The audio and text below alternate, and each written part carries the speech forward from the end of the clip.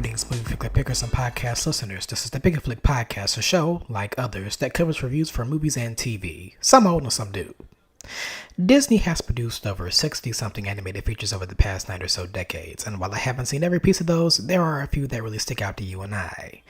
Could your top 3 Disney pick include films like Snow White and the Seven Dwarfs, Beauty and the Beast, Aladdin, Lady and the Tramp, The Black Cauldron even? Or would it include my personal favorite that celebrates its 25th anniversary this month, but not without its hiccups along the production road? Let's unpack those, shall we? Now picture this. It's 1994 and a movie called The Lion King was released in theaters. Said film's director, Roger Allers, was called to the Disney's offices to discuss the company's upcoming slate of film ideas. The topic of ancient cultures came into play and Allers would settle on Inca lore for his next story, with influence coming from the 1890s novel The Prisoner of Zenda. With the assistance of co-writer Matthew Jacobs, Kingdom of the Sun was born.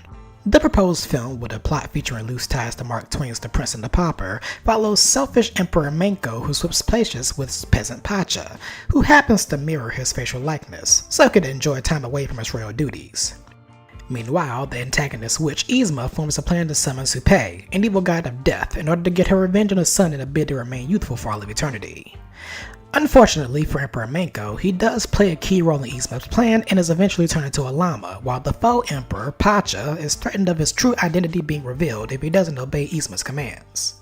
While playing the role of emperor, Pacha falls in love with Manco's fiancée Nina, who presumes he's the real emperor but a changed man, while llamified Manco begins to take in a piece of humble pie and starts having a romantic liking for a llama herder named Mata, who assists him in overthrowing Yzma's plans. When the initial pitch was presented to then Disney CEO Michael Eisner, he praised the concept for having all the elements of a classic Disney film, and would allow Roger Allers to have full creative control over the project's storyline and casting elements after the success of The Lion King. The production crew would also pay a visit to Machu Picchu in Peru to study various artifacts and architectural pieces to deeply develop the Inca Empire for the film. Unfortunately, things start getting shaky here. In year 1996, Disney titles including Pocahontas and The Hunchback of Notre Dame underperformed at the box office, which left executives scrambling. After finding test screenings for Kingdom of the Sun becoming too broad and dark for audiences, a call was made to make the project more comedic and lighter. Additionally, a co-director would be called in, Mark Dindal, who recently wrapped production on Warner Bros. Animated feature Cats Don't Dance. Meanwhile, Allers would phone up Sting to compose some of the musical numbers, with the former policeman agreeing on one condition: my wife makes a documentary on the production, which would lead into The Sweatbox, which has become known for featuring the only known media publicly available for Kingdom. Sting would join forces with frequent collaborator David Hartley, and the duo would ultimately write 8 songs for the project. Additionally, David Spade and Eartha Kitt were confirmed to be the respective voices of Emperor Manco and Yzma.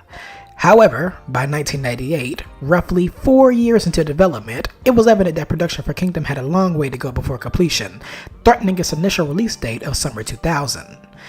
Disney heads put devices into overdrive, working extensively with both Allers and Dindal, who each had different ideas for what the final product should be. Dindal's take, which was fully comedic, was well received, and Allers would respectively withdraw from the director's chair by September. Eisner was not too thrilled to hear of Allers' departure and gave a warning to producer Roger Fulmer. 2 weeks, or the project gets shelved.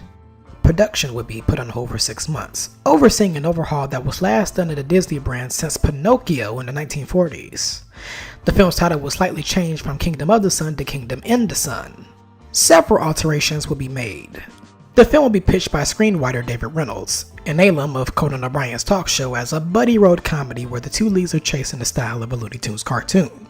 Pacha's age was pushed up from teenaged, similar to the Emperor's, to middle-aged, and Manco will be renamed Cusco after Roger Fulmer looked up the translation of the name in Japanese slang. In English, it means a popular swear word that begins with the letter C and ends with T. Other character switches would include Yzma's sidekick, who went from a 10,000-year-old piece of rock to a bumbling himbo that we all know and love as Kronk, while Cusco's fiancée Nina and llama herder Mata were completely written out of the storyline. However, the latter character's name would be used for an entirely different person. Sting would also find himself stuck in scheduling limbo between the songs workshopped for Kingdom and material for his own solo album, only for all but 2 of his songs to be eventually cut from the project, which left him stung and pissed. However, additional tracks from the sessions would ultimately feature on the future soundtrack release. By February of 2000, Kingdom of the Sun was once again renamed, this time for good, as The Emperor's New Groove. Of the initial cast, only David Spade and Eartha Kitt remained intact, with such names as Owen Wilson and Carla Gugino no longer involved. The film would eventually get released on December 15, 2000.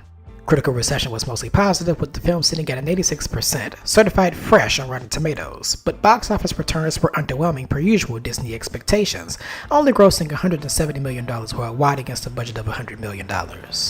Even though most of his songs did get the boot, Sting would have the last laugh, as one of his track contributions would receive Oscar and Golden Globe nominations for Best Original Song. Even though the box office total may have been disappointing for mouse and execs, the film would be a hit upon its home media release and would have a bit of a cult following in subsequent years. Am I a part of that cult? Well, we'll see. Let's take a look into the world of this despicable emperor. Kuzco, voiced by Spade, who will narrate throughout most of the film, is first introduced in llama form. And he looks like he's been through a lot, that poor guy. Nah, screw him. There's a reason to be loathing him off the rip, but first, let's hear a bit of his theme music, featuring the soulful voice of the legendary Tom Jones.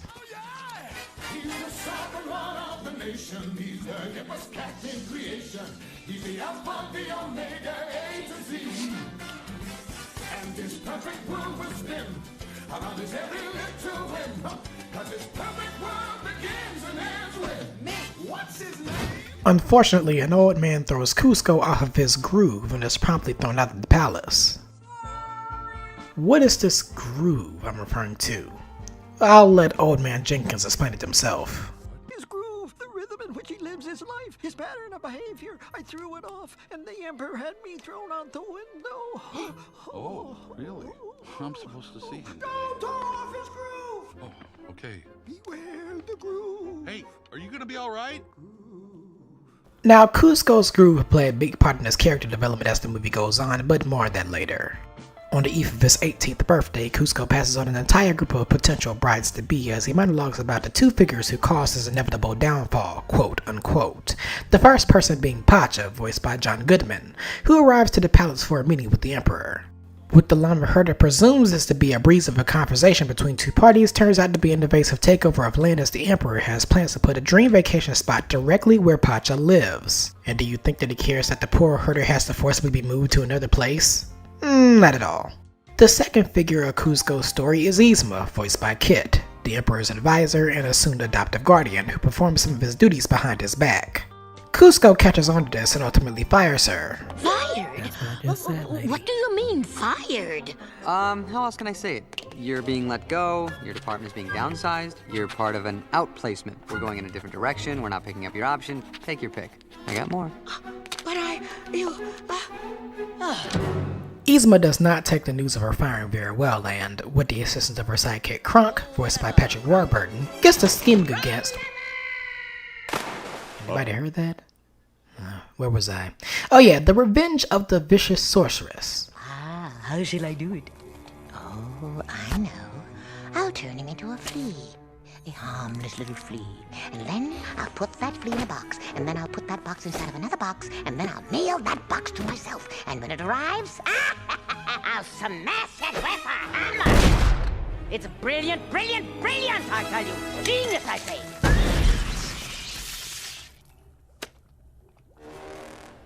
Or, to save on postage, I'll just poison him with this. Phase 1 of the Yzmonian scheme of poisoning Kuzco. We invite him to dinner and spike his beverage. While Kuzco and Yzma share some awkward conversation, Kronk gets bad jitters and, in a panic, puts the poison in all three glasses while warning Yzma in advance. The trick works, knocking Kuzco to his death. But he awakens again moments later and slowly transforms into a llama, much to the confusion of Yzma. She successfully convinces Kronk to knock him out with a pan before freaking out. What? A llama? He's supposed to be dead! Kronk is then tasked to take away and dispose the llama's body and finish the job, but not before reasoning with Yzma to partake in light dessert and coffee. Later, we viewers are subject to Kronk's theme music, and he's so cool that he doesn't need a theme song guy to sing on his behalf. Guess where I am right now? In the bag. Still think I'm not the victim here? Watch. It gets better.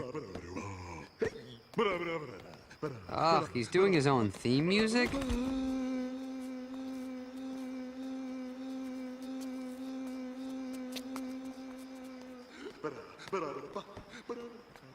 Big, dumb, and tone deaf. I am so glad I was unconscious for all of this. Kronk is able to dispose of the body, but his good and bad conscience in the form of a good angel and a bad devil enter his mind to challenge his actions. You're not just gonna let him die like that, are you? My shoulder angel. Don't listen to that guy. He's trying to lead you down the path of righteousness. I'm gonna lead you down the path that rocks. Oh, come off it. You come off it. You, Infinity. The good angel wins out and Kronk is able to recover the body bag, but coincidentally trips and the bag lands in the cart being carried by, of all people, Pacha, losing Kuzco as a result. Back at home, Pacha has a loving pregnant knife named Chica, voiced by Wendie Malick, and 2 kids, Chaka and Tipo.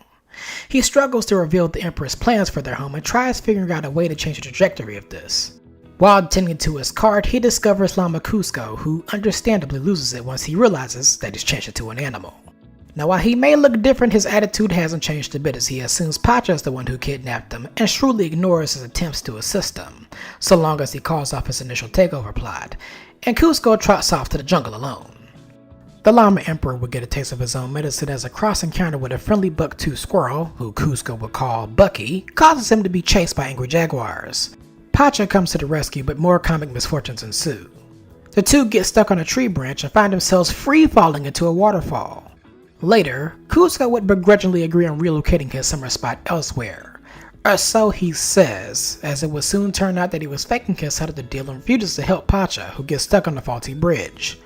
As evidenced earlier, karma gets the best of Kuzco, as he too gets stuck and once again has to work with Pacha to evade this sticky situation, but not without dealing with pesky crocodiles and scorpions. However, the power of teamwork prevails and the duo are able to overcome their troubles, with Kuzco even saving Pacha from a potential death. Of course, with this being a good deed that the Emperor did, he deflects from any praise that Pacha offers him, while Pacha himself believes that his mind will change on the way back to the royal palace. Speaking of the palace, Yzma has taken full control as Empress and enjoys the lavish benefits of her ill-gotten gains. Unfortunately, this piece of knowing that the little runt she once raised is gone for good is shattered when Kronk spills the beans that he is in fact very much alive. Kuzco is dead, right? Tell me Kuzco's dead. I need to hear these words. Do you need to hear all those words exactly? He's still alive! Well, he's not as dead as we would have hoped. Kronk! Just thought I'd give you the heads up, in case Kuzco ever came back. He can't come back? Yeah, that would be kinda awkward, especially after that lovely eulogy. You think? The following morning, Kuzco, in a terrible disguise, and Pacha cosplay as husband and wife while having grub at a diner, which would soon be occupied by Yzma and Kronk, who are seated directly behind Kuzco and Pacha. Unfortunately, the llama misses their interest as he's out back scolding the cook over his order. Meanwhile, Yzma is going through the motions after a tough romp in the jungle herself, interacting with a swarm of angry bees and Bucky the squirrel earlier. She audibly bemoans her plans of offing Kuzco being more difficult than planned, which catches the ear of Pacha. He acts fast by attempting to get Kuzco away from the restaurant, but the bratty llama is persistent, causing the cook to quit and Kronk quickly taking over his role. A humorous back and forth over order requests from both Yzma and Kuzco and separate twin doors ensue. Oh well. While you're at it, make me the special. And hold the gravy. check. Back up. You know what? On second thought, make my omelet a meat pot. Meat pie, check. Kronk, can I order the potatoes as a side dish? I'll have to charge you full price. Hey, how about a side of potatoes, my buddy? You got it. What cheese on those potatoes? Thank you, Kronk. Cheddar will be fine. Cheddar spuds coming. Spuds, yes. Cheese no. Hold the cheese. No, I want the cheese. Cheese it is. Cheese me no like cheese. Cheese up. Cheese in. Oh, come on, make up your mind. Okay. On second thought, make my potatoes a salad. Kuzco's wig disguise must be pretty strong if you couldn't recognize Kronk working in the kitchen. Pacha is able to distract her suspicious Yzma by telling the waiters that it's her birthday, with Kronk providing her a cake. A good man he is, said Kronk. Pacha is able to get Kuzco out of the joint, but will soon have a falling out with him, being accused of holding him back because of his initial refusal to go back on his word regarding his vacation spot. Kuzco scolds him to leave, which Pacha angrily does. Again, karma gets a bite out of Kuzco's rear when he overhears Yzma's true motives and sadly trots back into the forest, alone once again. This is where we cut to the scene in the beginning of the film where we see depressed Llama Kuzco. Realizing that he messed up big time, he sleeps in the jungle overnight, and then the next morning, to his relief, he finds Pacha herding a pack of llamas, and the two set aside their differences and reconcile. Looks like this kid is showing more depth and growth after all. As the two head back to Pacha's crib, a group of old heads gives them a heads up that his relatives are visiting his family. Those relatives being Yzma, described as scary beyond all reason, and Kronk. An annoyed Chica repeatedly tries explaining to Yzma that Pacha is busy and that she should return for a visit when he's home, but Barney's grandmother insists on scoping the house for clues with Kronk, who in turn is bonded with the kids and takes turns playing games with Yzma. Pacha and Cusco, who deservedly gets plopped in the face with a frying pan courtesy of Chica, are able to get a head start in escaping as seen by the wife and kids. At this point, the comedic hijinks of the movie go into maximum overdrive. Yzma goes through a series of rigorous traps, including being ruthlessly beaten as a piñata as she discovers her bait getting away. A Looney Tunes-like cat and mouse chase begins, with Yzma and Kronk eventually getting the brunt of the pain. However, Cusco and Pacha make it back to the royal palace in search for Yzma's human potion. Lions? Tigers? Bears? Oh my. But somehow, Yzma and Kronk arrived before they did, in a method that even they couldn't explain as a means of plot convenience. When questioned for her behavior, Yzma gets to use Cusco's earlier reasons as a callback. Just think of it as you're being let go, that your life's going in a different direction, that your body's part of a permanent outplacement. Hey, that's kind of like what he said to you when you got fired. I know, it's called a cruel irony, like my dependence on you. She passes a knife to Kronk to finish the deed, but once again, his good angel and bad devil reappear to give him advice on whether or not to obey Yzma's command. At first, his devil seems to have the upper hand in the decision-making this time, until Yzma grows impatient and berates Kronk for his lack of confidence, and even worse, his culinary skills. You need to leave! I mean, how dare she say that his spinach puffs are trash? In retaliation, Kronk attempts to off Yzma himself by dropping a chandelier on her, but her thin, fragile body deflects from this and ultimately finds her services withdrawn as he's sent sprawling through a trapdoor. Oh no! Now it's a 2v1.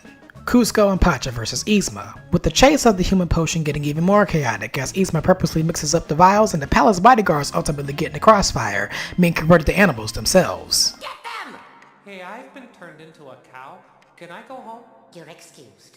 Anyone else? No, we're good. Get them! The battle of the vial commences outside the palace grounds as Yzma is turned into a vicious, gnarly kitten? No doubt a reference to voice actress Eartha Kitt's past as Catwoman. Kit and Yzma's aggression ends up with the duo losing the potion and Pacha falling off a ledge, leaving Cusco at a bit of a crossroads. Either save the man who helped him along the way or exude more selfishness and recover the potion alone.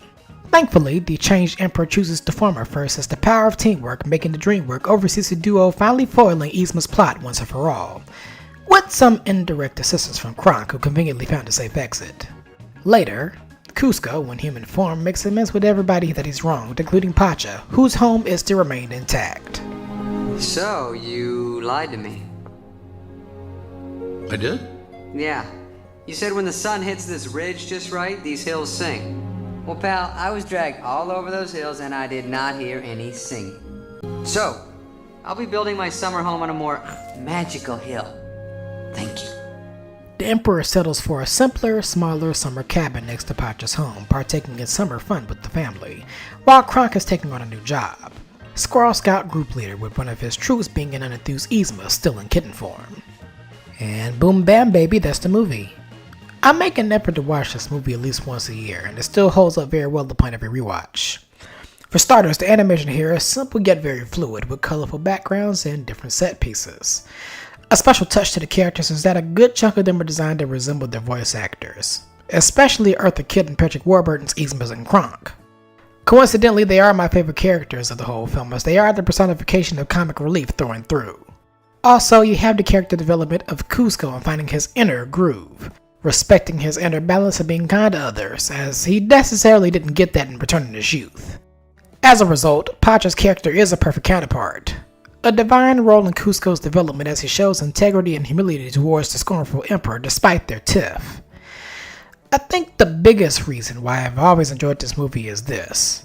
It's not your archetypal Disney film, and what I mean by that is that there isn't too many musical numbers. Now, I don't mind musical numbers in Disney movies most of the time, but to see a film that's mostly vacant of any flashy musical numbers is pretty cool to see, as something you don't very get often. However, I do wonder how Kingdom of or In the Sun would have turned out if the crew were able to get a workaround method to finishing it. Would it have worked as a genre-bending mishmash of romantic, musical, dark comedy grandeur? I guess we'll never know. But enough of the overall glazing, let's get on to the rating. On the Pic-a-Flic rating scale, I can't see myself giving The Emperor's New Groove anything lower than 4 popcorn buckets out of 5. It's simple, but fun, and it's one of my favorite Disney movies that's guaranteed to give you endless belly laughs with a dash of heart and charm interlaced with the overall story. And maybe it's for the best that it was an underwhelming cult success for the Mouse Company. I mean, could you imagine a live-action remake in present times?